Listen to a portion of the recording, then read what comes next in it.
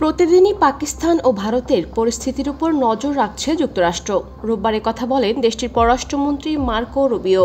এশিয়ার দুই পারমাণবিক প্রতিবেশী দেশের যুদ্ধবিরতিতে ট্রাম্পের অবদানের কথা তুলে ধরে তিনি এনবিসি নিউজকে বলেন, এই যুদ্ধবিরতি দ্রুতই ভেঙে যেতে পারে, কারণ এটি মেনে চলা একটি বড় চ্যালেঞ্জ হয়ে দাঁড়িয়েছে।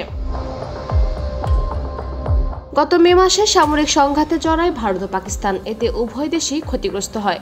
এক পর্যায়ে ট্রাম্পের মধ্যস্থতায় দুই দেশ যুদ্ধবিরতিতে সম্মত হয়। ভারত বরাবর দাবি করে আসছে, এই যুদ্ধবিরতিতে ট্রাম্পের কোনো ভূমিকা নেই। তবে যুদ্ধবিরতির জন্য পাকিস্তান পুরোপুরিভাবে ট্রাম্পের কৃতিত্ব স্বীকার করেছে।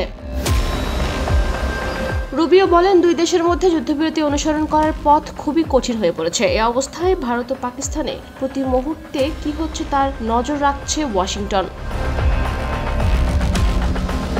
ভারত পাকিস্তানের মধ্যে যুদ্ধবিরতিতে ট্রাম্পের কৃতিত্ব তুলে ধরে রুবিও বলেন, আমি মনে করি আমরা অত্যন্ত সৌভাগ্যবান ও ধন্য প্রেসিডেন্ট ট্রাম্পের মতো একজন ব্যক্তি পেয়ে। তিনি সবসময় তার প্রশাসনে শান্তি বজায় রেখেছেন, যেটি আমরা দেখেছি কম্বোডিয়া ও থাইল্যান্ড।